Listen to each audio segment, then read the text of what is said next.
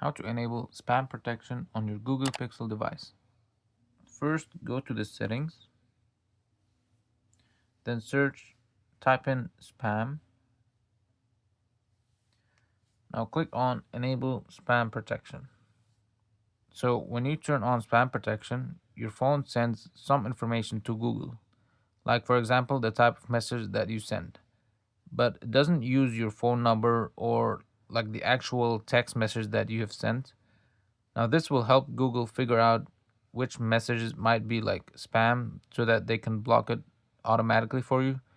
It's just a way to keep your messages safer and to avoid any spam texts or like hackers. It's really useful and I would recommend to always keep it on. You also want to go back and go to default caller ID and spam app and then set it to phone. So this is really useful because it helps you see like who's calling you, even if the caller is not saved in your contacts. And it can also block spam calls and robocalls or any other unwanted numbers automatically. Now this is very useful to avoid these annoying calls from people who are trying to hack you or scam you, and it's always good to keep it on.